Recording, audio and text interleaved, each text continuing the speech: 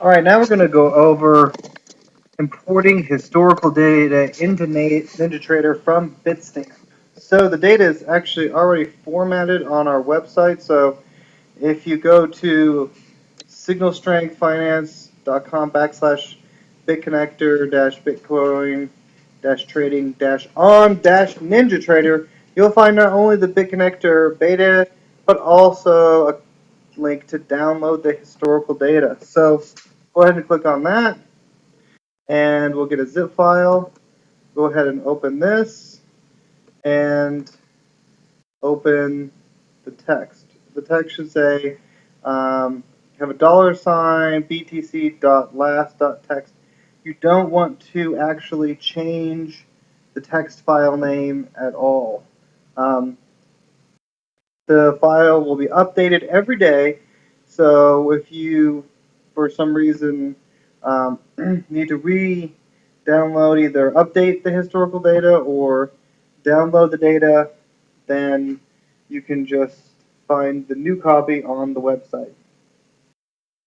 Now, one thing I should say is that the historical data is also measured in millibitcoin, so when it's interpreted in the volume of the charts, it will be just like in BitConnector, interpreted in whole numbers as millions of Bitcoin.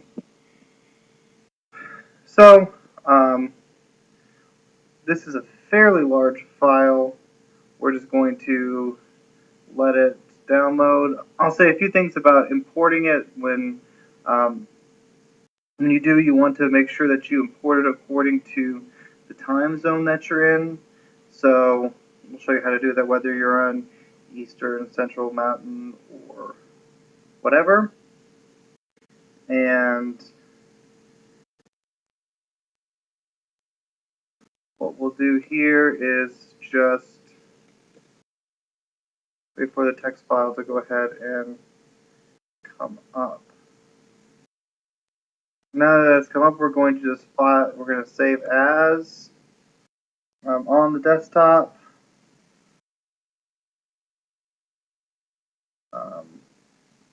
Like I said, you want to keep it as a text file, so we'll just,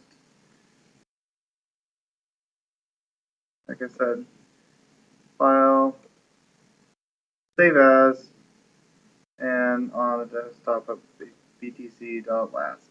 Alright, we don't need this anymore. We can close it. Open up NinjaTrader, go to the Control Center, click Tools, and then Historical Data Manager. We're going to be importing data. Its default is set to last. We want to keep that. UTC, what we want to do is change it based upon the time zone that we're in. For me, that would be Central Time. And then click on Generate Minute Bars from imported tick data, and click Generate Day Bars from imported tick or minute data. Click Start Import, and then we go to where our file is.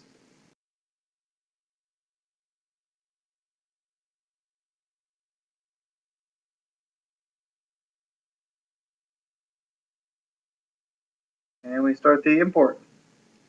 So if it's working correctly, we can just minimize this window, and you'll see to the bottom right the data importing. Now, one thing to note about the data is that it will actually rewrite any of the historical data previously. So if you have been running NinjaTrader or BitConnector, and since this data is about collected one day after the fact, it actually erases the data of the previous day and imports all of the previous historical data.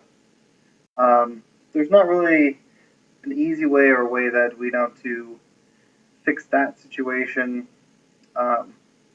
but if you need to reload the historical data again, like I said, it'll rewrite the entire data file and go back from the beginning. At least you'd be able to update your data if, for example, you had turned off your computer for a day or two or longer. So NinjaTrader or the control center might say that it's not responding.